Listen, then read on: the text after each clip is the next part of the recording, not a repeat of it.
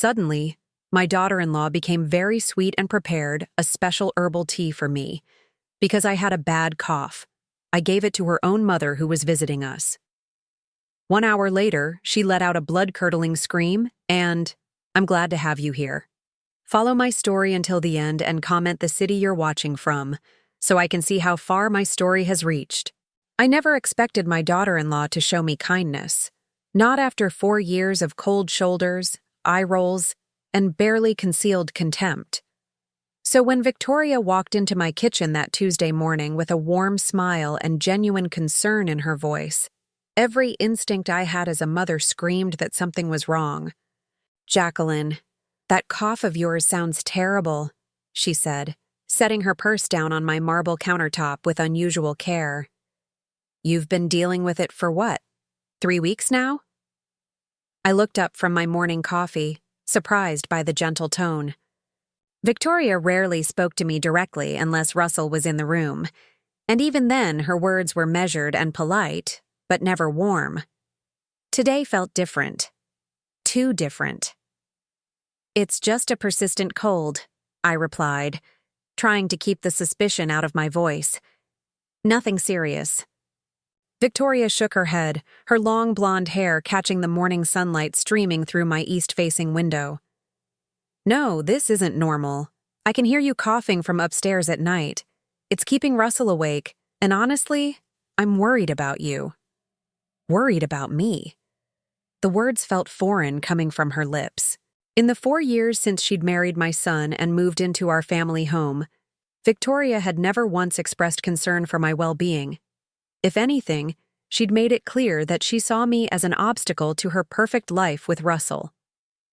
I set down my blue porcelain cup, the one my mother had given me for my wedding 41 years ago, and studied Victoria's face. Her green eyes held what looked like genuine concern, but I'd learned not to trust appearances where my daughter-in-law was concerned. "I've been meaning to see the doctor," I said carefully. "Just haven't found the time." "Actually, I might be able to help you with that cough," Victoria said, moving closer to where I sat at the breakfast table.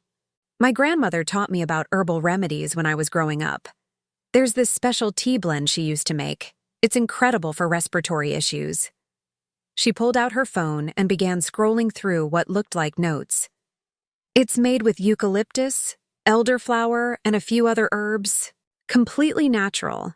And it works so much better than those harsh cough medicines from the pharmacy." I watched her fingers move across the screen, noting how her wedding ring caught the light. The 3-carat diamond that Russell had saved for months to buy, working overtime at his engineering firm to afford something that would impress her. I remembered how proud he'd been when he showed it to me, how his eyes lit up as he described Victoria's reaction. "That's very thoughtful of you," I said, meaning it despite my reservations. Maybe I was being too paranoid. Maybe Victoria was finally trying to build a relationship with me. "I'll prepare it for you this afternoon," she continued, her smile growing brighter. "I have all the herbs at home. My mother always said this particular blend was like magic. It can cure almost anything." The mention of her mother made my stomach tighten slightly. Doris was scheduled to visit later that day, one of her regular Tuesday afternoon stops where she'd sit in my living room and chat about her garden while I served tea and homemade cookies. Victoria rarely participated in these visits, usually finding excuses to be elsewhere. "Will you be joining us when your mother comes by?" I asked. Victoria paused, something flickering across her face too quickly for me to interpret. "Of course. I want to make sure you drink the tea while it's fresh. The herbs work best when the tea is consumed within an hour of brewing."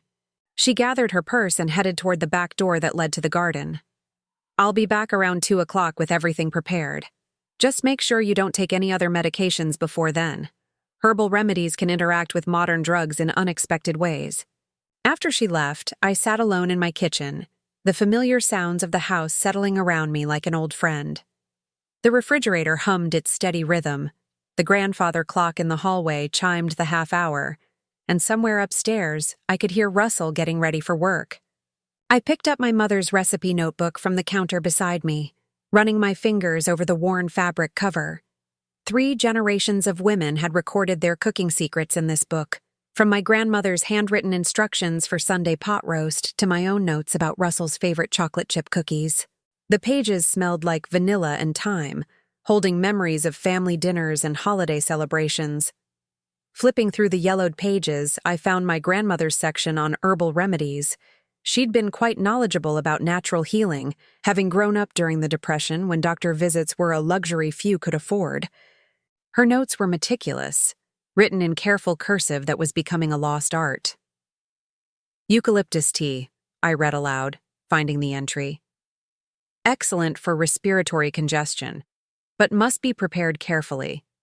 Too strong a concentration can cause severe stomach distress and other complications. A chill ran down my spine as I continued reading. My grandmother had written detailed warnings about proper dosages, noting that what healed in small amounts could harm in larger ones. She'd even recorded a story about a neighbor who'd been hospitalized after drinking an overly concentrated eucalyptus brew. I closed the notebook and walked to the window overlooking the back garden. William had planted rose bushes along the fence line 15 years ago, and they were just beginning to show their autumn colors.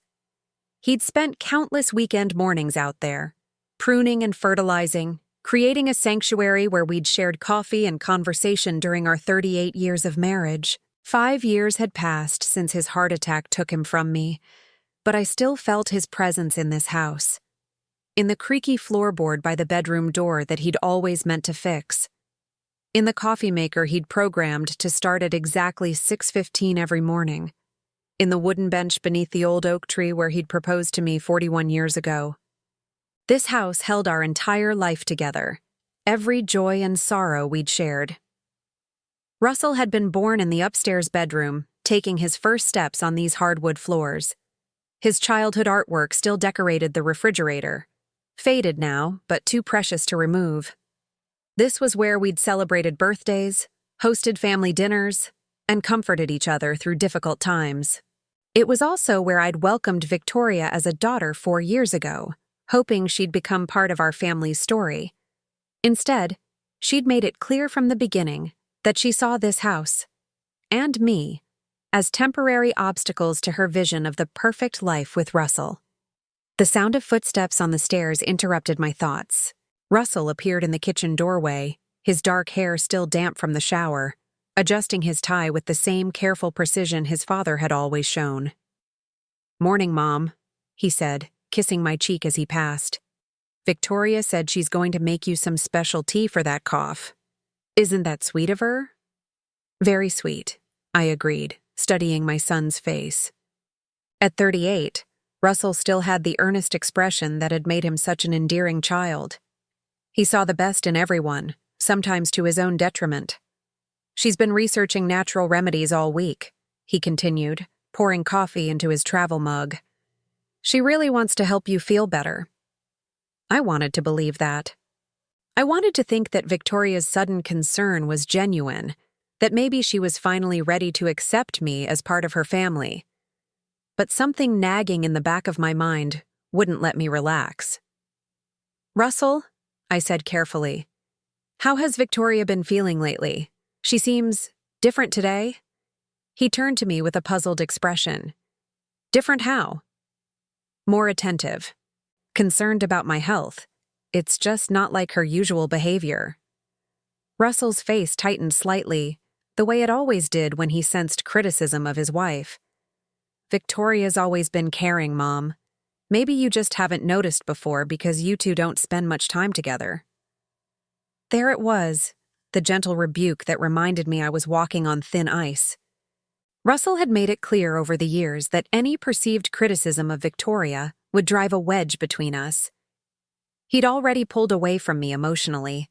I couldn't risk losing him entirely. "You're right," I said, forcing a smile. "I'm probably just not used to being taken care of." He relaxed, kissing my forehead before heading toward the door. "The tea will do you good, Mom. Victoria knows what she's doing with this herbal stuff. Her grandmother was practically a medicine woman." After Russell left for work, the house felt even quieter than usual. I found myself walking from room to room, touching familiar objects as if anchoring myself to something solid. The family photos on the mantelpiece told the story of our lives. Russell's graduation from Georgia Tech, our last Christmas with William, the wedding day when I'd gained a daughter-in-law but somehow lost a son. By 2 o'clock, I'd worked myself into a state of nervous energy that I couldn't quite explain. I'd cleaned the same kitchen counter 3 times, rearranged the living room throw pillows twice, and started a pot of coffee that nobody had asked for. When the doorbell rang, I opened it to find both Victoria and her mother Doris standing on my front porch. Doris held a small bouquet of flowers from her garden, a weekly tradition that had started shortly after William's death and had become one of my favorite parts of these visits. "Hello, dear," Doris said, embracing me warmly. At 68, she was only 5 years older than me, but she had the gentle, nurturing energy of someone who'd spent her life caring for others. "How are you feeling today?" "Still fighting this cough," I admitted, stepping aside to let them in. Victoria followed her mother, carrying a thermos and a small cloth bag that presumably contained her herbal mixture. "I brought everything we need," she announced, setting her items on the coffee table in the living room. "This should have you feeling better by tomorrow." As I served Doris her usual cup of Earl Grey and arranged cookies on my grandmother's china plate, I watched Victoria prepare her special brew. She worked with practiced efficiency, measuring herbs from small containers and adding hot water from my kitchen kettle. "This smells wonderful," Doris commented as the aroma filled the room. "What herbs are you using, Victoria?" "Eucalyptus for the congestion, elderflower for inflammation, and a few family secrets," Victoria replied with a smile. "My grandmother's recipe was famous in our neighborhood. She helped cure dozens of respiratory problems over the years." The tea steeped for exactly 7 minutes while Victoria checked her watch repeatedly. When she finally strained the mixture into one of my blue porcelain cups, the liquid was darker than I'd expected, with an almost medicinal intensity to its fragrance. "Here you go, Jacqueline," Victoria said, presenting the cup with a flourish. "Drink it all while it's hot for maximum effectiveness." I held the cup in my hands, feeling its warmth through the delicate porcelain. Something about Victoria's insistence that I drink it immediately triggered an alarm in my mind that I couldn't ignore. Maybe it was intuition, maybe it was years of reading people as a nurse before I married William, but every instinct I had was telling me to be careful. "Actually," I said, setting the cup down on the side table, "Doris mentioned she's been fighting a cold too. Why don't we share this? There's plenty here." Victoria's face froze for just a fraction of a second, so briefly that if I hadn't been watching carefully, I might have missed it. "Oh no," she said quickly. "I made this specifically for your symptoms. Doris has a different type of cold. This might not work for her." But Doris was already reaching for the cup. "That's so thoughtful, dear. I have been feeling a bit congested lately. A sip certainly wouldn't hurt." Before Victoria could protest further, her mother lifted the cup to her lips and took a generous swallow of the dark liquid. "Goodness, that's quite strong," Doris said, making a slight face. "But it does taste medicinal. I'm sure it will be very effective." Victoria watched her mother drink with an expression I couldn't quite read. There was something in her eyes, panic maybe, that made my decision for me. "You know what, Doris?" I said casually. "Why don't you take the rest of that cup home with you? If it's as effective as Victoria says, it might knock out your cold completely." "Are you sure?" Doris asked, already finishing the last few sips. "Absolutely. Victoria can always make me another batch tomorrow."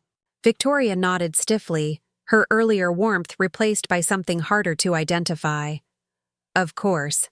I'll prepare a fresh batch for you tomorrow morning." The 3 of us spent the next hour chatting about Doris's garden, the upcoming autumn festival, and Russell's promotion at work. It was a pleasant enough visit, but I noticed Victoria kept glancing at her mother with an odd intensity, as if waiting for something to happen. Around 4 o'clock, Doris suddenly doubled over in her chair, her face contorting in agony. "Oh God!" she gasped, clutching her stomach. "Something's wrong. Something's very wrong." The scream that followed was unlike anything I'd ever heard. raw, animalistic, filled with a pain so intense it seemed to tear through the very fabric of the afternoon air. The ambulance sirens faded into the distance, carrying Doris toward Atlanta Regional Hospital while her agonized screams still echoed in my mind. I stood in my living room, staring at the blue porcelain cup that had contained Victoria's healing tea, my hands trembling as the pieces of a horrifying puzzle began falling into place. Victoria paced frantically near the window, her phone pressed to her ear as she tried to reach Russell at work. "She just collapsed," she kept repeating into the phone. "We don't know what happened. Some kind of food poisoning, maybe?" Food poisoning. The lie came so easily from her lips that I wondered how many other lies she'd told over the years that I'd simply accepted because I wanted to believe my son had married a good woman. I picked up the cup, noting how Victoria's eyes darted toward it nervously. The remaining drops of liquid in the bottom had dried to a dark, almost black residue that looked nothing like any herbal tea I'd ever seen. My grandmother's warnings about eucalyptus concentration echoed in my memory, but this seemed like something far more dangerous than an overly strong medicinal brew. "The doctors will figure out what made her sick," I said quietly, watching Victoria's reaction. She stopped pacing and turned to me, her green eyes wide with what appeared to be genuine distress. "I don't understand how this happened. That tea recipe has been in my family for generations. My grandmother made it for everyone in the neighborhood." Tell me about your grandmother," I said, settling into my armchair with forced casualness. "What was her name?" Victoria hesitated, just long enough to make me notice. Margaret Chen. She lived in a small town outside Savannah." The name felt practiced, rehearsed. I made a mental note to research Margaret Chen later, though something told me I wouldn't find much information about this mysterious herbal healer. "And she taught you everything about medicinal herbs?" "Well, not everything," Victoria admitted, her fingers worrying the edge of her sweater. "I've been studying on my own for the past few years. Reading books, researching online. It's become quite a passion of mine. A passion she'd never mentioned in 4 years of living in my house. I thought back through countless family dinners, holiday celebrations, and casual conversations. Victoria had never once discussed herbal medicine, never shown any interest in natural healing, never even kept a garden despite having access to the large backyard that William had maintained with such care. "When did this passion begin?" I asked. "After we got married," she said too quickly. "Russell encouraged me to find a hobby, something to keep me busy during the day." Another lie. Russell had never mentioned Victoria's interest in herbal medicine, and he wasn't the type to keep his wife's hobbies secret. He'd always been proud of Victoria's accomplishments, whether real or imagined, and would have bragged about her healing knowledge if it existed. The front door opened, and Russell burst into the living room, still wearing his work clothes and looking frantic with worry. "How is Doris?" he asked, immediately going to Victoria and pulling her into his arms. "Is she going to be okay?" "The doctors don't know yet," Victoria said, burying her face against his shoulder. She just started screaming and clutching her stomach. "It was horrible, Russell. Absolutely horrible." I watched them embrace, noting how Victoria's body language had shifted the moment Russell arrived. Gone was the nervous energy, the darting glances, the hesitation in her voice. Now she was the concerned daughter, the innocent victim of a terrible accident. "What did the paramedics say?" Russell asked, stroking Victoria's hair with gentle fingers. "They thought it might be food poisoning or some kind of allergic reaction," I answered when Victoria remained silent. "They asked what she'd eaten and drunk today." Russell's eyes met mine over Victoria's head. "Did you tell them about the tea?" "Of course," I said, though I'm sure that wasn't the problem. Victoria's used that recipe many times before. The lie slipped out before I could stop it, a test to see how Victoria would react. She pulled back from Russell's embrace, her eyes widening in what looked like panic. "Actually," she said carefully, "this was the first time I'd made this particular blend. I've made other herbal teas before, but never this exact combination. So now the story was changing, from a family recipe used for generations to a first-time experiment. I filed this information away, adding it to the growing list of inconsistencies in Victoria's narrative. Maybe we should go to the hospital, Russell suggested. Be there for Doris. The doctors said they'd call as soon as they knew more, Victoria replied. There's no point in sitting in a waiting room for hours. Her reluctance to face the medical professionals struck me as odd. If my mother had been rushed to the hospital after drinking something I'd prepared, wild horses couldn't have kept me from her bedside, demanding answers and offering whatever information might help the doctors treat her. Instead, Victoria seemed content to wait at home, far from the questions that doctors might ask about the exact ingredients in her herbal mixture. After Russell left to pick up dinner from our usual Chinese restaurant, I found myself alone with Victoria again. She sat on the couch, staring at her hands, the picture of a worried daughter. But I'd had 63 years of life experience, including 38 years of marriage to a man who taught me to trust my instincts about people. And every instinct I had was screaming that something was very wrong with this picture. Victoria, I said gently, I need to ask you something, and I hope you'll be honest with me. She looked up, her face carefully neutral. Of course. Have there been other times when people got sick after drinking your herbal teas? The question hung in the air between us like a loaded weapon. Victoria's face went through several micro-expressions: surprise, fear, calculation, before settling on injured innocence. What are you implying, Jacqueline? I'm not implying anything. I'm asking a direct question. No, she said firmly. This has never happened before. I would never intentionally hurt someone with my remedies. Intentionally. The word choice was interesting. It left room for accidentally hurting someone, for making mistakes with dosages or ingredient combinations. It was the kind of careful phrasing someone might use if they were telling a partial truth. I stood up and walked to the mantelpiece, where family photos chronicled the years of joy and sorrow that had filled this house. My eyes fell on a picture from last Christmas, showing Russell and Victoria beside our tree, both smiling at the camera. But looking at it now, I noticed something I'd missed before. Russell's smile was genuine, full of love and happiness. Victoria's was perfect, but somehow empty, like a mask she'd learned to wear. Tell me about the early days of your marriage, I said, not turning around. Were you happy? Of course we were happy, Victoria replied, but I could hear the tension creeping into her voice. We still are happy.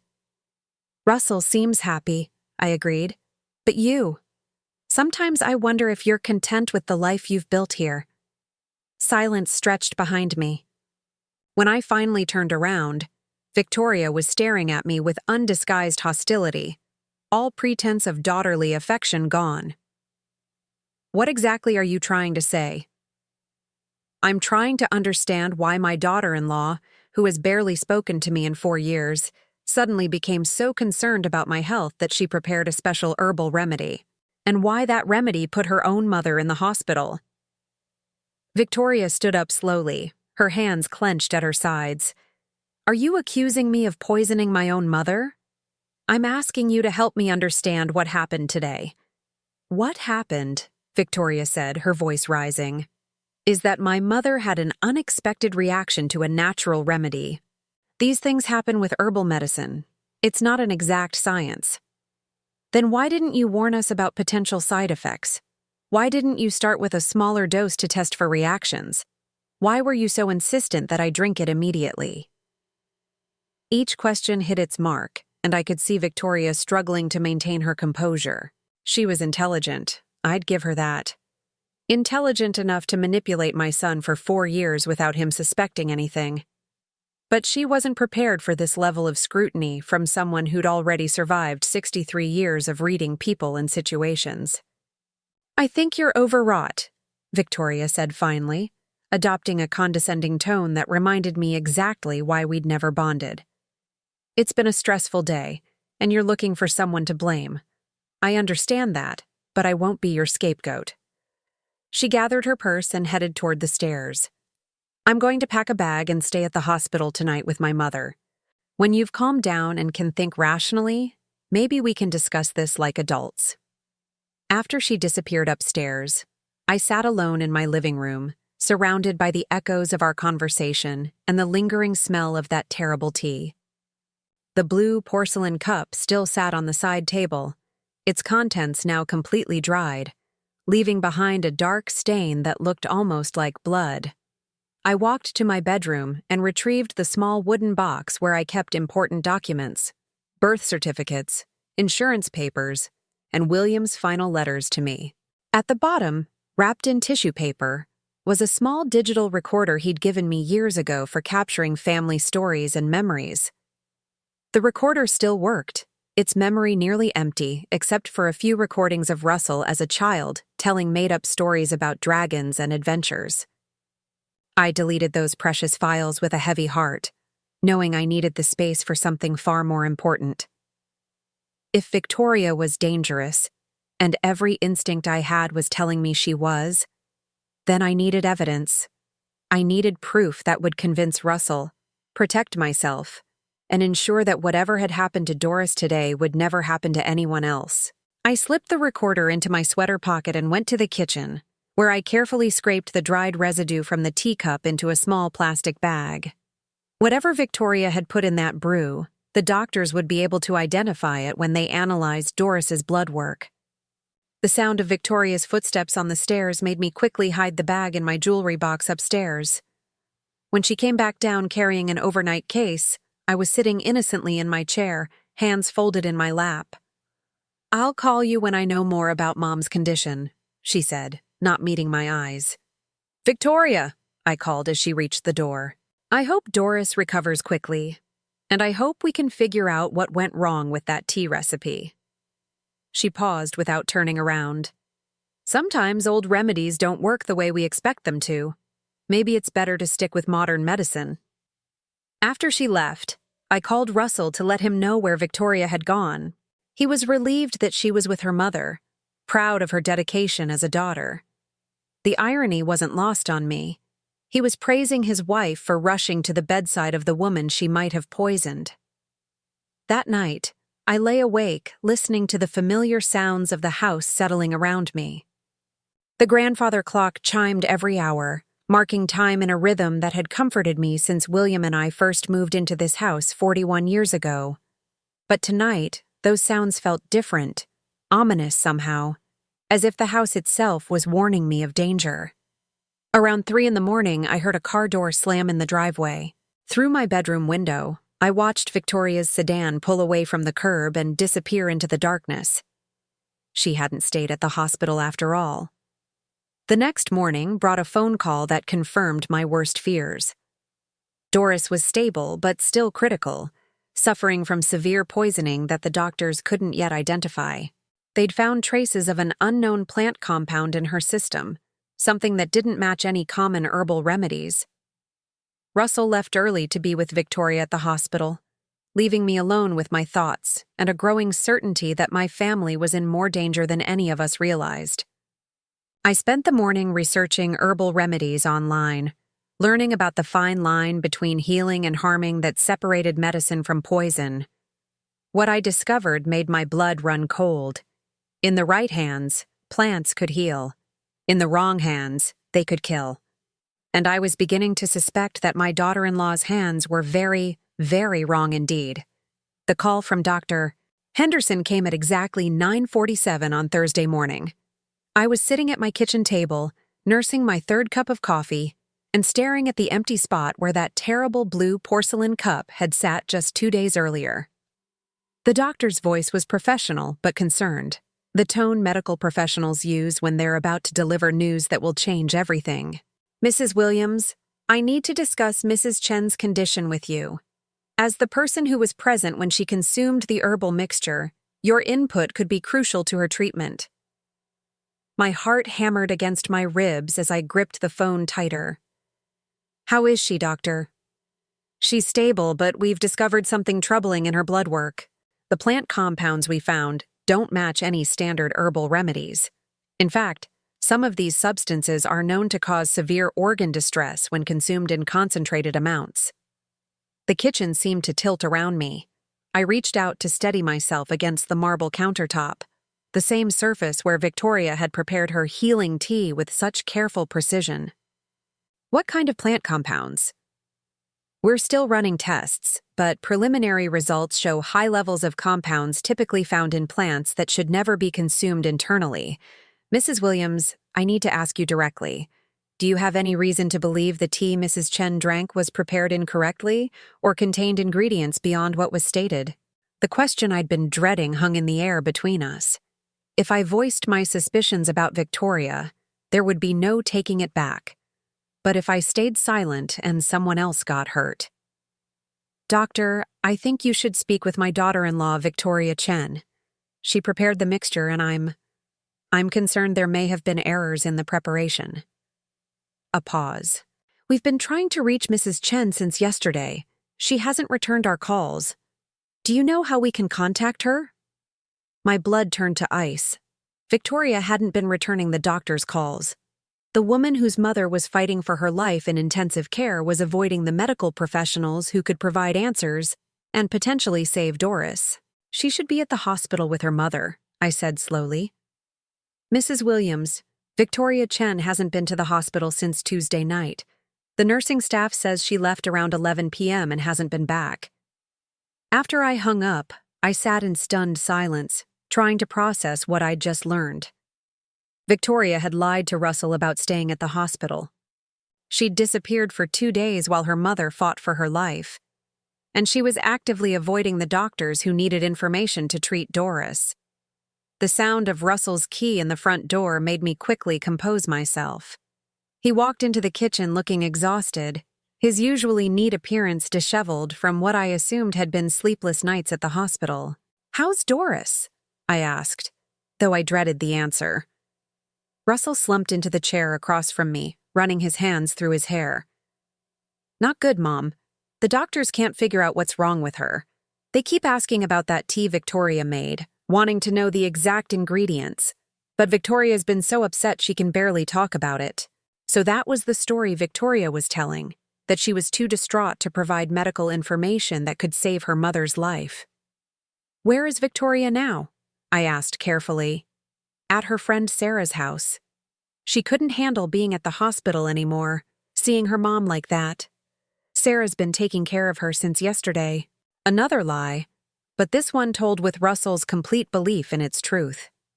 My son's trusting nature, which had always been one of his most endearing qualities, was being used against him by the woman he'd married. Russell, has Victoria ever mentioned studying herbal medicine before this week? He looked at me with tired eyes. Not specifically, but she's always been interested in natural health. She reads a lot of books about alternative medicine. What books? I don't know, Mom. Health books, wellness magazines. Why does it matter? Because I was beginning to suspect that Victoria's herbal knowledge came from research into plants that could harm rather than heal, but I couldn't say that to Russell without proof. I'm just trying to understand how this happened, I said. The doctors are having trouble identifying what made Doris sick. Russell's face darkened. Are you suggesting Victoria did something wrong? Because if you are, I won't tolerate it. She's devastated about her mother. The last thing she needs is accusations from my family. The protective anger in his voice reminded me of conversations we'd had throughout his marriage. Any question about Victoria's behavior was met with immediate defensiveness, as if I were attacking her rather than trying to understand her. I'm not accusing anyone of anything, I said quietly. I just want Doris to get better. After Russell left to return to work, I found myself alone with thoughts that grew darker by the hour. I kept remembering Victoria's insistence that I drink the tea immediately, her panic when Doris consumed it instead, and her strange absence from the hospital where her mother lay fighting for her life. I walked upstairs to the guest room where Victoria and Russell had been living since their marriage. It felt wrong to invade their privacy, but my growing fear for my own safety overrode my reservations about snooping. The room was neat, almost sterile, with few personal touches beyond Victoria's extensive collection of skincare products and designer clothes. I searched through her dresser drawers and nightstand, finding nothing more suspicious than credit card bills showing expensive purchases that seemed beyond what Russell's engineering salary could support.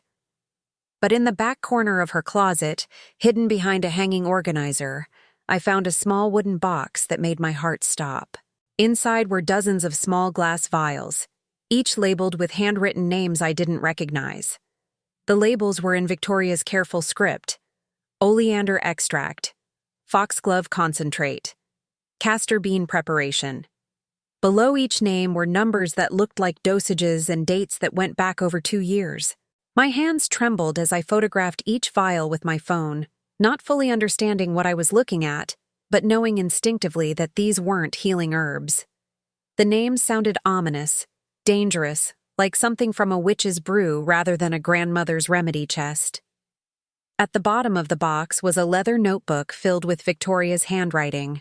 As I flipped through the pages, my horror grew with each entry. Subject showing improved compliance after low-dose treatment. Increased fatigue and confusion noted. Will continue regimen. Target experiencing persistent respiratory symptoms. Time to escalate to final phase. New obstacle requires different approach. Traditional methods too slow. The clinical language, the references to subjects and targets, the careful documentation of symptoms. This wasn't the journal of someone studying herbal healing. This was the record-keeping of someone conducting systematic harm. And on the last page, written in fresh ink that couldn't be more than a week old, JW. Persistent cough provides perfect cover. Final solution required before inheritance complications arise. Mother visit creates opportunity for testing and misdirection. JW. My initials. Jacqueline Williams. I was the target. The realization hit me like a physical blow, and I had to grip the closet door frame to keep from falling. Victoria hadn't been trying to heal my cough. She'd been trying to kill me. The persistent respiratory symptoms weren't from a cold. They were from whatever she'd been giving me gradually over the past weeks. And Doris, sweet, innocent Doris, had nearly died because she'd accidentally consumed what was meant to be my final dose. With shaking hands, I photographed every page of the notebook, then carefully replaced everything exactly as I'd found it. Victoria couldn't know I'd discovered her secret, not until I figured out how to protect myself and get help. As I crept back downstairs, my phone rang. The caller ID showed Russell's number. "Mom, I have great news." His voice was bright with relief. "Doris is awake and talking. The doctors say she's going to make a full recovery." Thank God. Whatever Victoria had intended to do to me, at least her mother would survive the misdirected attempt. "That's wonderful, Russell. Is Victoria with her?" "She's on her way to the hospital now. Sarah drove her over. Victoria's been so worried, but now that her mom's awake, I think she'll finally be able to relax." Would she? Or would Doris's recovery create a new problem for Victoria? If Doris could remember what happened, if she could describe the taste of the tea or her symptoms, would that expose Victoria's plan? "I think I'll visit Doris tomorrow," I said. "Bring her some flowers from the garden." "She'd like that. And Mom? Thanks for being so understanding about all this. I know it's been hard, having Victoria upset and distracted." Understanding. If only Russell knew how much I understood now. That evening, I sat in William's old study, surrounded by the books and papers he'd accumulated during his 40 years as an accountant. Hidden among his tax documents and financial records, I found what I was looking for: the details of his life insurance policy and the inheritance he'd left me. $300,000 in savings, plus the house valued at $500,000. Nearly $1 million in total assets that would pass to Russell when I died. And if Russell predeceased me, or if something happened to our relationship, everything would go to his surviving spouse. Victoria had married into a family with substantial wealth, but she couldn't access it while I was alive and healthy. My persistent cough, which I now realized was the result of gradual poisoning, would have been attributed to natural causes when I finally succumbed.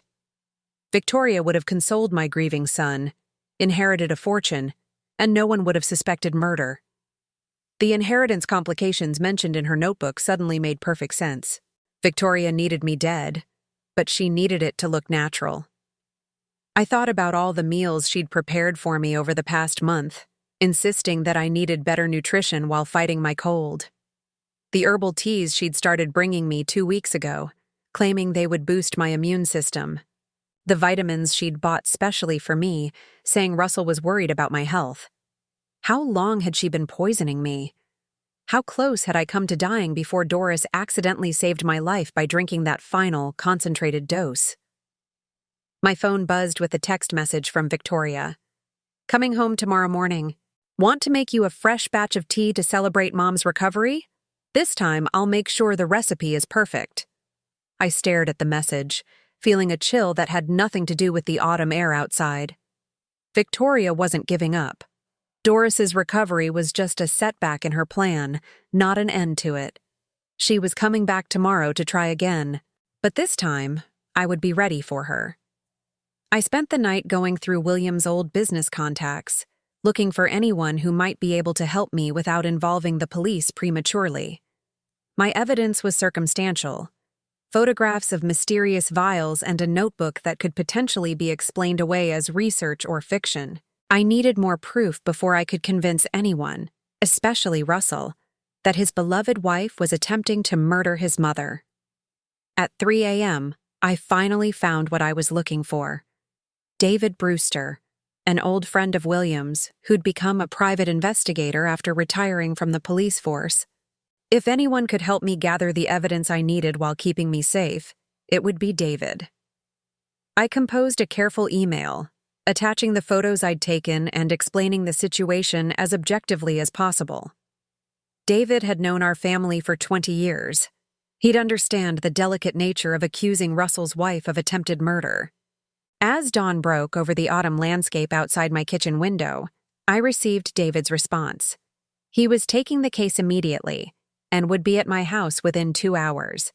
For the first time in days, I felt something approaching hope. I wasn't alone in this fight anymore. But as I heard Victoria's car pulling into the driveway at exactly 8 a.m., I realized that the most dangerous part of this nightmare was just beginning. She was back, and she was carrying another thermos.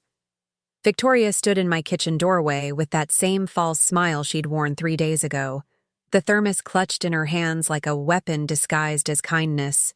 Behind her, Russell carried grocery bags, his face bright with the relief of someone who believed his family's crisis was finally over. "Mom, Victoria insisted on stopping to get ingredients for soup," Russell said, setting the bags on the counter. "She wants to take care of you while you're still recovering from that cough." I watched Victoria unpack the groceries with practiced efficiency: organic vegetables, free-range chicken, and several small packages I didn't recognize. Her movements were deliberate, controlled, the actions of someone following a carefully planned script. "That's very thoughtful," I managed, my voice steady despite the terror coursing through my veins. "How's your cough today?" Victoria asked, turning to face me with those green eyes that I now knew held nothing but calculation behind their apparent concern. "Much better, actually. I think it might finally be clearing up on its own." Something flickered across her face. Disappointment? Frustration? Before the mask of caring daughter-in-law slipped back into place. "That's wonderful, but we shouldn't take any chances. I brought a different herbal blend today, something gentler than what I made for Mom. I've learned from that mistake." Mistake. As if nearly killing her own mother was simply an error in judgment rather than a deliberate attempt to murder me. Russell kissed my forehead before heading toward the stairs. "I'm going to shower and change, then head back to work. The promotion meeting I've been preparing for is this afternoon, and I can't reschedule again." The promotion meeting. Russell had been working toward this advancement for months, staying late every night and bringing work home on weekends. It was scheduled for today at 2 p.m., which meant he'd be gone for hours. Victoria had timed her return perfectly, waiting until she could have me alone without interruption. Don't worry about anything here, Victoria told Russell sweetly. I'll take good care of your mother. After Russell disappeared upstairs, the kitchen fell silent except for the familiar hum of the refrigerator and the tick of the grandfather clock in the hallway. Victoria began unpacking her thermos and arranging small containers of what appeared to be dried herbs on my countertop. This blend is much milder, she said without looking at me. Chamomile, honey, and just a touch of eucalyptus. Nothing that could cause the kind of reaction Mom had. I forced myself to move normally, putting away the groceries while secretly observing every detail of Victoria's preparation. She worked with the same careful precision as before, measuring each ingredient and checking her phone for what appeared to be specific timing instructions. Victoria, I said carefully, I've been thinking about what happened to your mother. Have you considered that maybe herbal medicine isn't as safe as we thought? She paused in her measuring, just for a fraction of a second. What do you mean? Well, even natural remedies can be dangerous if they're not prepared correctly. Maybe it would be safer to stick with conventional medicine. Oh, I don't think that's necessary, Victoria replied, her voice taking on a slight edge. I've done extensive research since Mom's accident. I know exactly what went wrong and how to prevent it from happening again. Extensive research. I wondered if that research had taken place in the past 3 days or over the past 2 years, documented in the leather notebook I'd found in her closet. Still, I pressed, wouldn't you feel terrible if someone else got hurt because of another mistake? Victoria's hands stilled completely. When she turned to face me, her expression was no longer that of a concerned daughter-in-law. It was cold, calculating, and utterly without remorse. Are you trying to tell me something, Jacqueline? The question hung between us like a challenge. This was the moment of truth. Did I confront her directly or continue pretending ignorance while gathering more evidence? I'm just concerned, I said, choosing the safer path for now. Your mother nearly died. I'd hate for anything like that to happen again. Yes, Victoria said slowly. It would be terrible if anyone else got hurt because of herbal medicine.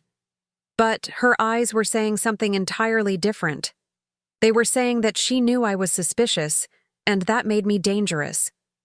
The sound of the shower starting upstairs reminded us both that Russell was still in the house. Victoria's demeanor shifted back to false sweetness, but I could see the tension in her shoulders, the way her fingers gripped the measuring spoon just a little too tightly. Let me finish preparing this tea, she said. I want you to drink it while Russell's still here, so he can see how much better you feel afterward. So he could witness what she believed would be my final improvement before the inevitable decline. I realized Victoria was creating an alibi.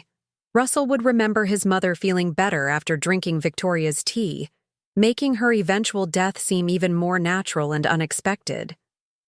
I watched her add hot water to the mixture, noting how much darker this brew was than the chamomile tea it was supposed to be. The smell was wrong too, bitter and medicinal rather than floral and soothing. This needs to steep for exactly 10 minutes, Victoria announced, checking her phone again. The timing is crucial for the herbs to release their beneficial properties. 10 minutes. Enough time for Russell to finish his shower and leave for work, leaving me alone with Victoria and whatever was in that cup. My phone buzzed with a text message. David Brewster, responding to my early morning email.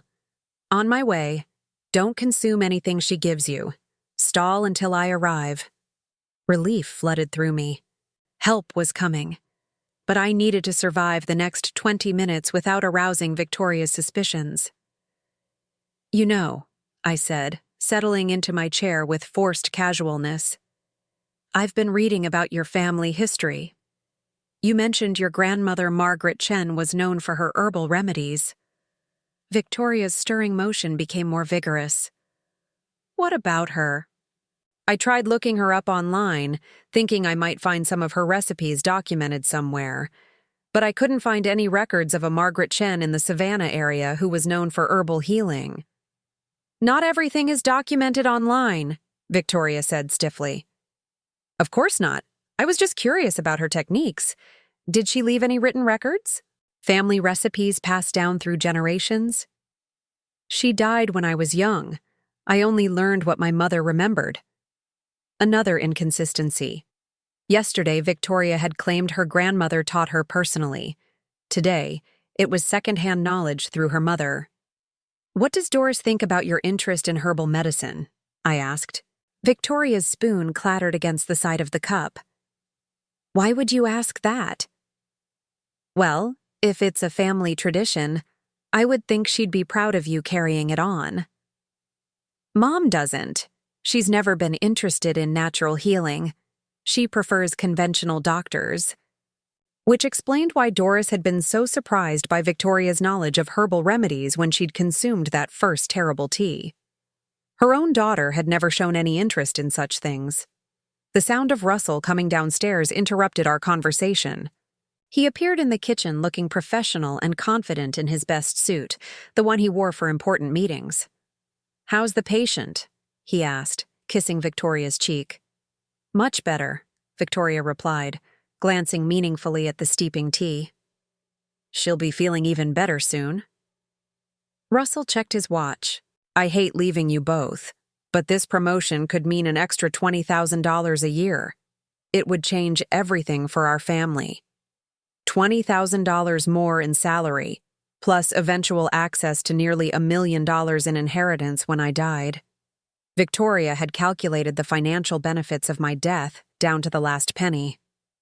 "We'll be fine," Victoria assured him. "Won't we, Jacqueline?" "Of course," I said. "Good luck with your meeting, Russell." After he left, the house felt different, smaller, more dangerous. Victoria checked the tea's steeping time on her phone, then strained the dark liquid into my blue porcelain cup with ceremony that felt like a ritual. "Here you are," she said, setting the cup in front of me with satisfaction. "Drink it all while it's hot for maximum benefit." The same words she'd used 3 days ago. The same insistence on immediate consumption. The same terrible intensity in the liquid that no amount of chamomile could explain. I lifted the cup, feeling its warmth through the delicate porcelain. The smell rising from the tea made my stomach churn with recognition. This was the same bitter, medicinal odor that had filled the room when Doris consumed her dose. "Victoria," I said, setting the cup down without drinking. "I need to tell you something." Her eyes narrowed. "What?" "I know what you've been doing." The mask finally slipped completely. Victoria's face transformed from false concern to cold fury, her green eyes blazing with undisguised hatred. "Do you really?" she asked, her voice dropping to a whisper. "I found your notebook, your collection of plant extracts, your documentation of symptoms and dosages." Victoria stood motionless for a long moment, processing this information. Then, slowly, a smile spread across her face, not the practiced sweetness I'd grown accustomed to, but something predatory and utterly without warmth. "How long have you known?" she asked. "Since yesterday. The question is, how long have you been poisoning me?" "Poisoning?" Victoria laughed, the sound sharp and brittle. Such a harsh word. I prefer to think of it as gradual wellness intervention. "You tried to kill me." "I tried to solve a problem," Victoria corrected. "You were the problem, Jacqueline. Always hovering, always watching, always making Russell choose between his mother and his wife. Russell loves you. He would have chosen you anyway. Not while you were alive and influencing his decisions. Not while you controlled the purse strings and made him feel guilty about every penny we spent."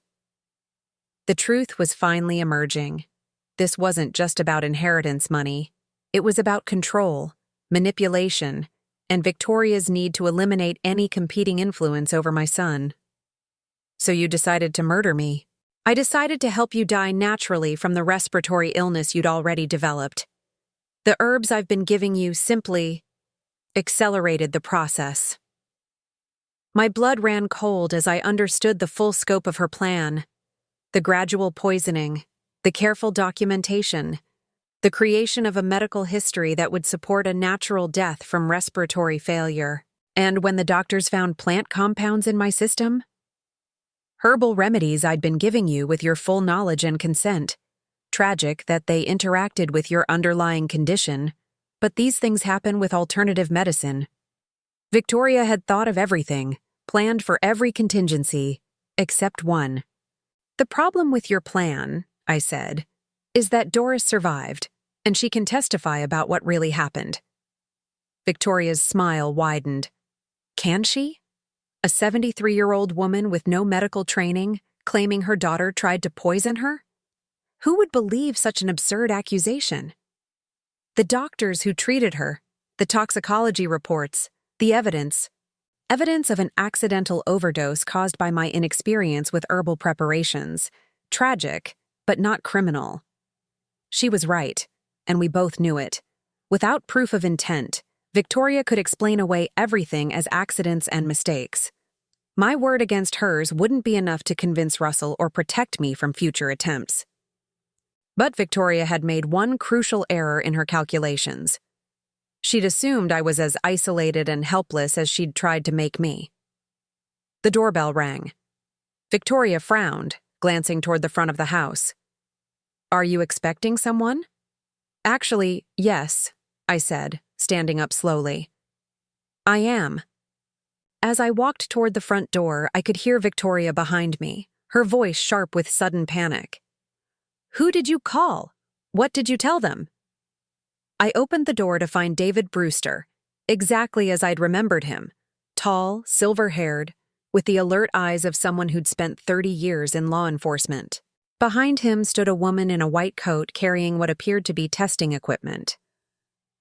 Mrs. Williams, David said, I brought Dr. Sarah Martinez from the State Toxicology Lab. We're here to help. Victoria's face drained of all color as she stared at David and Dr. Martinez standing in my doorway.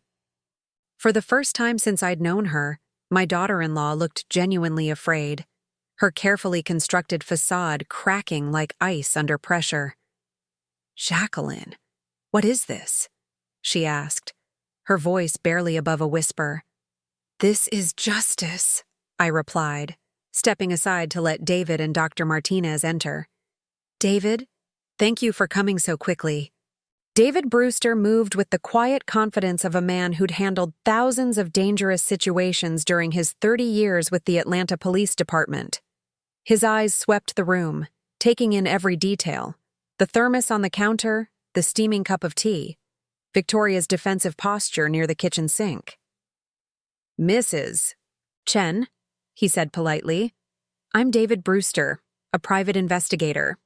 This is Dr. Martinez from the State Toxicology Laboratory. We'd like to ask you some questions about the herbal remedies you've been preparing. I don't have to answer anything, Victoria said, but her voice lacked conviction. This is harassment. Doctor. Martinez stepped forward, her professional demeanor calm but authoritative. Mrs. Chen, we're not here to harass you. We're investigating reports of accidental herb misidentification that may have caused serious illness. We're hoping you can help us understand what happened. The word accidental was carefully chosen, I realized. They were giving Victoria a way to explain her actions without immediately admitting to attempted murder. It was a smart approach. Let her think she could still control the narrative. My mother had an allergic reaction, Victoria said stiffly. It was an accident. I would never intentionally hurt anyone. Of course not, David agreed smoothly. We're sure it was unintentional. That's why we need to examine the herbs you've been using, to make sure no one else gets accidentally hurt. Victoria glanced toward the stairs, probably calculating whether Russell might return early from his meeting. I don't have any herbs here. I used everything up. What about the tea you just prepared for Mrs. Williams? Doctor, Martinez asked, nodding toward the steaming cup on the table. Could we test that to make sure it's safe? It's just chamomile, Victoria protested, but she moved protectively closer to the cup. Then you won't mind if we verify that, David said. Just to be thorough. I watched this careful dance between law enforcement and my daughter-in-law, marveling at how David and Dr. Martinez were handling the situation. They weren't accusing Victoria of anything criminal yet, but they were systematically eliminating her escape routes. Actually, I interjected, there might be other samples we could test. Victoria, didn't you say you keep your herbs in the guest room? Victoria's eyes widened with panic. She was realizing that I knew about her hidden collection, that her secret laboratory had been discovered. I don't know what you're talking about, she said, but her voice was shaking now. David looked between us, reading the subtext immediately. Mrs. Williams, would you mind showing us this guest room? As we all moved toward the stairs, Victoria suddenly bolted for the back door. But David was faster, moving with surprising speed for a man in his 60s and blocking her path before she could reach the garden. Mrs. Chen, running away doesn't look good, he said gently. Why don't we all sit down and discuss this calmly? Victoria looked trapped, her eyes darting between the three of us like a cornered animal. You don't understand, she said desperately. She's been making my life miserable for 4 years, always interfering, always criticizing, always making Russell choose between us. So you decided to make her sick? Dr. Martinez asked quietly. I decided to help her die peacefully from the respiratory illness she already had, Victoria snapped, then immediately realized what she'd just admitted. The silence that followed was deafening.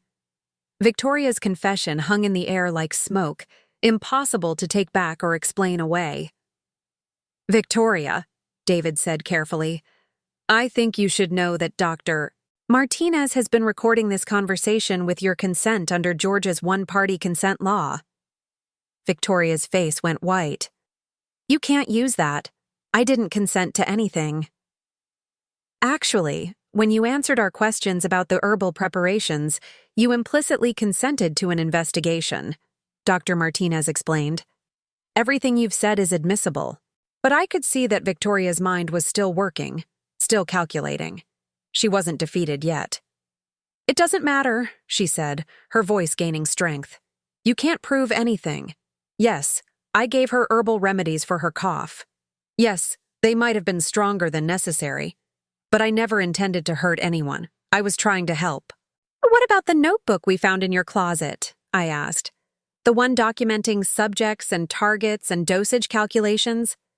Victoria's mouth opened and closed soundlessly. She hadn't expected me to have discovered her detailed records. That notebook, David said, pulling out his phone to show Victoria the photographs I'd sent him, contains some very interesting documentation. Medical-grade record-keeping for what you're claiming were simple home remedies. Dr. Martinez studied the phone screen, her expression growing more serious.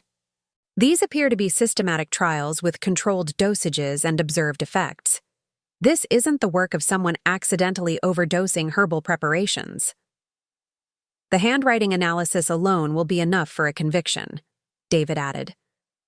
But we also have the physical evidence, the plant extracts you've been collecting, the concentrated preparations, and now the fresh sample of whatever you were about to give Mrs. Williams.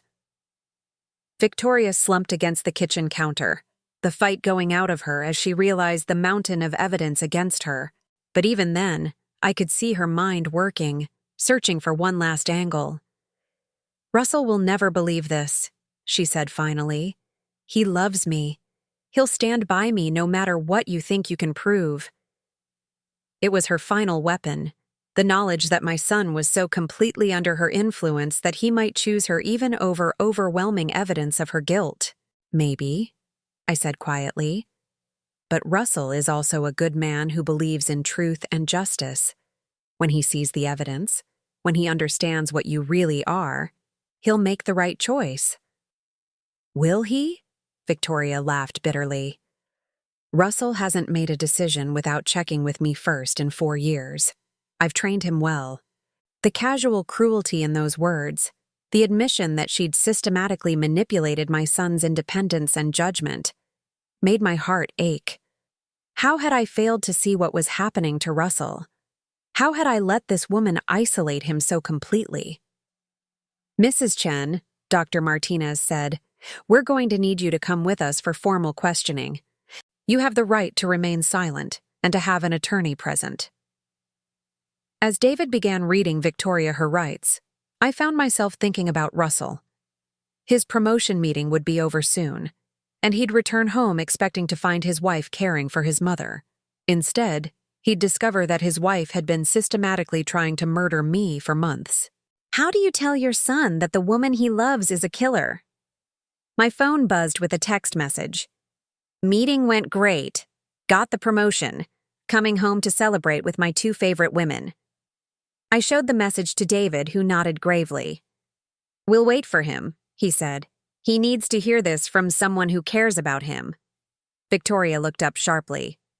You can't tell him like this. It'll destroy him. For the first time, she sounded genuinely concerned about Russell's well-being rather than her own situation. You should have thought about that before you tried to murder his mother, I replied. As we waited for Russell's return, Dr. Martinez collected samples of Victoria's tea, carefully labeling and sealing each container. David photographed the remaining evidence in the kitchen, documenting the scene where Victoria had prepared what might have been my final dose. How long do you think she's been doing this? Dr. Martinez asked quietly. Based on the notebook entries, at least 6 months of gradual dosing, David replied. Probably longer if we dig deeper into her background. The thought that I'd been slowly dying for months while believing I simply had a persistent cold made me feel sick. How many opportunities had Victoria had to accelerate the process? How many times had I thanked her for her care while she was actually killing me? At exactly 4:15, we heard Russell's key in the front door. Victoria? Mom? I'm home. His voice was bright with excitement and success, completely unaware that his world was about to shatter. He appeared in the kitchen doorway, his face glowing with the happiness of professional triumph, still carrying the leather portfolio from his presentation. I got it, he announced. Senior project manager, $23,000 raise, corner office with a view of the city. Can you believe it? Then he noticed David and Dr. Martinez, and his expression shifted to confusion. Mom? What's going on? Why are there strangers in our kitchen? Victoria and I both started to speak at the same time, but David held up a hand to stop us. Russell, he said gently, I'm David Brewster. I was a friend of your father's. I think you need to sit down. Russell's eyes darted between all of us, finally settling on Victoria's pale, stricken face. Victoria? What's wrong? Is it your mother? Your mother is fine, Dr. Martinez said carefully. But we need to discuss some very serious allegations about herbal preparations that may have caused accidental harm. What kind of allegations? David pulled out his phone, showing Russell the photographs of Victoria's hidden laboratory. Your wife has been systematically administering concentrated plant extracts to your mother, documenting the effects like a medical experiment. Russell stared at the screen, his face cycling through confusion, disbelief, and growing horror. That's impossible, he said finally. Victoria's been helping Mom with her cough. She's been taking care of her. Russell, I said gently, Victoria hasn't been trying to heal my cough. She's been causing it. No. Russell shook his head violently. No, that's insane. Victoria loves this family. She would never hurt anyone. Victoria finally spoke, her voice small and defeated. Russell, I can explain everything. Lane. Then explain it, he said, turning to face his wife with desperate hope in his eyes. Tell them they're wrong. Tell them this is all a misunderstanding. Victoria looked at him for a long moment, and I saw something flicker across her face. Maybe love, maybe regret, maybe just the recognition that her game was finally over. I can't, she whispered, because they're not wrong. The sound Russell made was barely human, a broken cry that seemed to come from the depths of his soul. He staggered backward, gripping the doorframe for support. Why? He asked, his voice cracking. Why would you do this? Victoria's mask slipped away completely, revealing the cold calculation beneath. Because she was in our way. Because as long as she was alive and healthy, we'd never really be free to live our own lives. So you tried to kill her? I tried to help her die naturally from an illness she already had. Russell looked between Victoria and me, his face a map of devastation. How long? He asked. 6 months of gradual treatment, Victoria admitted. Maybe longer. 6 months. Russell's voice was flat, emotionless. For 6 months, you've been poisoning my mother while I thought you were taking care of her. Russell, please. Don't. He held up a hand, his expression harder than I'd ever seen it. Just don't. He turned to David. What happens now? Now Mrs. Chen comes with us for formal questioning. There will be charges filed, probably attempted murder in the first degree. Russell nodded slowly, like a man accepting a terminal diagnosis. Victoria, he said without looking at her, I want you out of this house. Tonight. Forever. Russell, please, I love you. We can work through this. You tried to murder my mother. His voice was steady now, filled with quiet finality. There's no working through that. As David and Dr. Martinez led Victoria toward the door, she turned back one last time. You'll regret this, she said, but whether she was talking to Russell or me, I couldn't tell.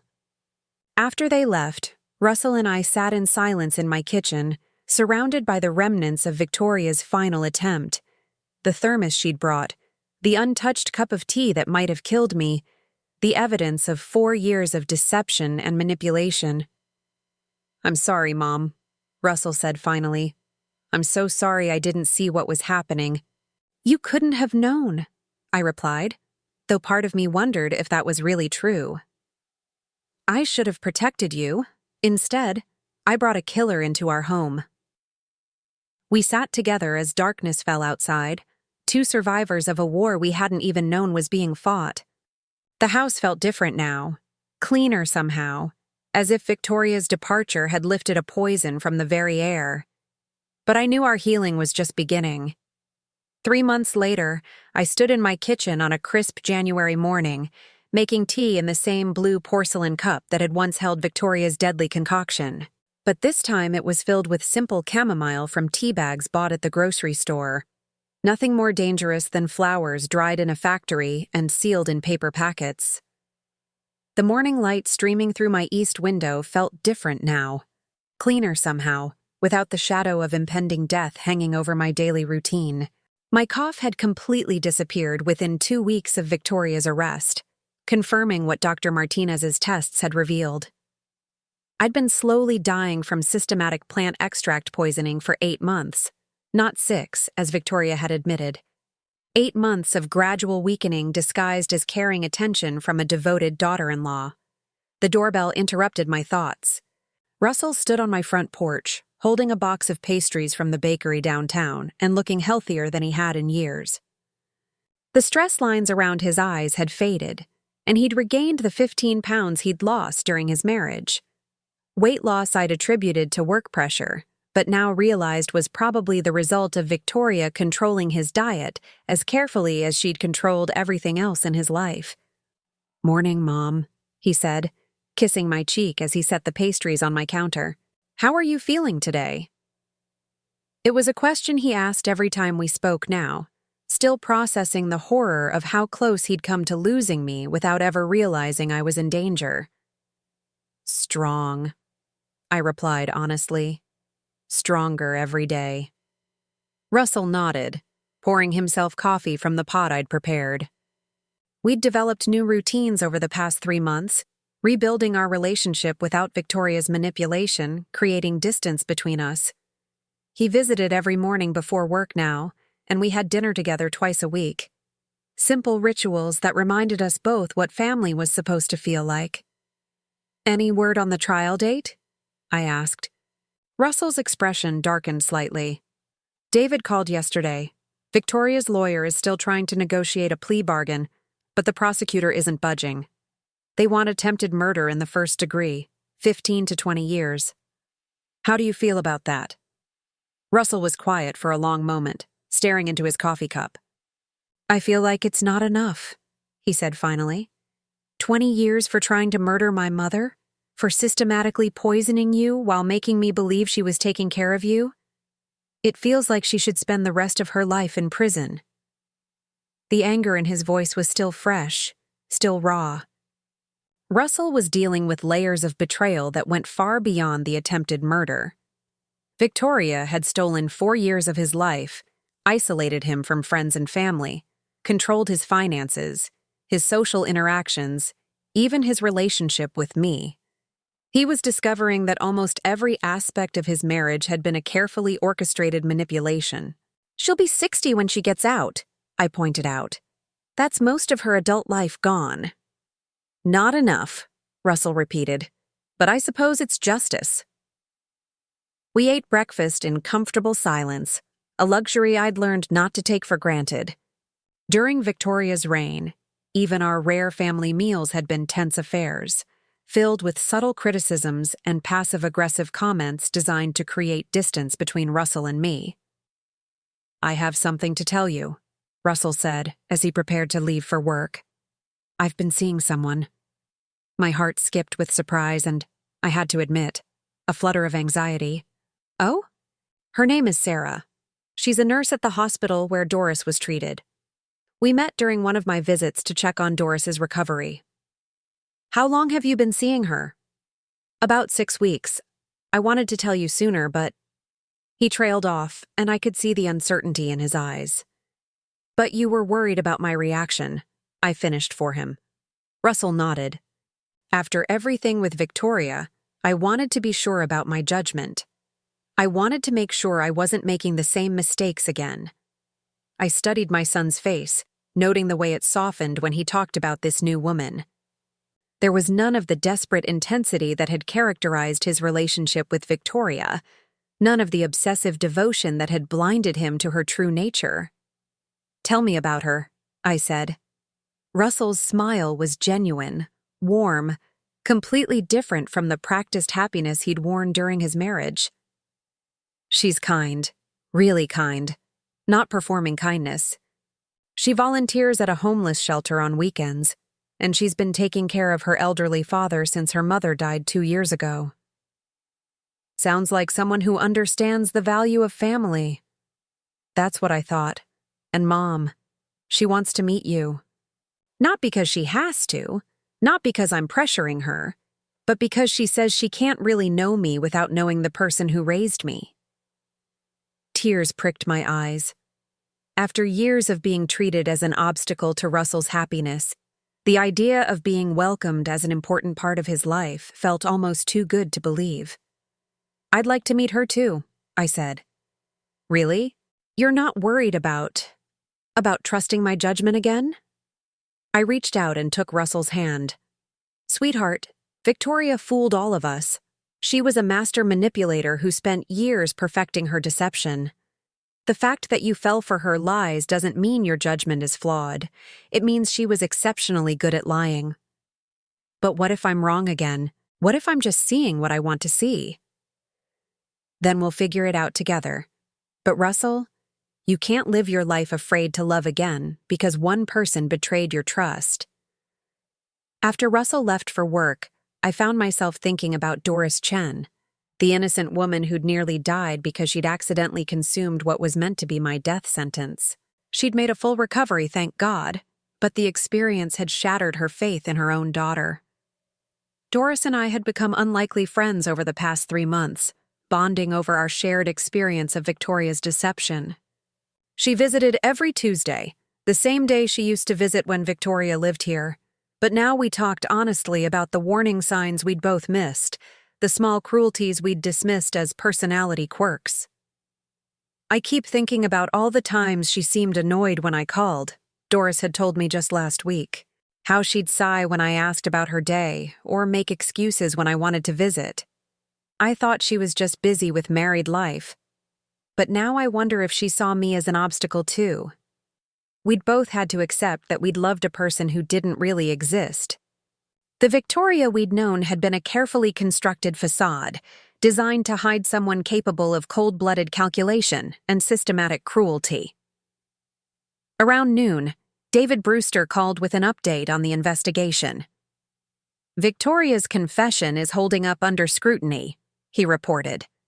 The prosecutor has more than enough evidence for conviction, even if she recants everything she said that day. What about the plant extracts? Have they identified everything she was using? Dr. Martinez finished her analysis last week. Victoria had been using a cocktail of compounds that would have caused gradual organ failure over a period of 12 to 18 months. If Doris hadn't accidentally consumed that concentrated dose, you probably would have died within 6 months, and the cause would have appeared to be respiratory failure complicated by age and underlying health conditions.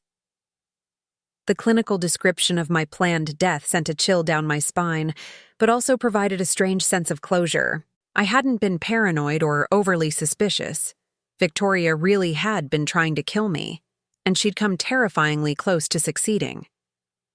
There's something else, David continued. We found similar documentation in Victoria's apartment from before she married Russell. Medical-style records about someone identified only as MK, with symptoms consistent with gradual poisoning.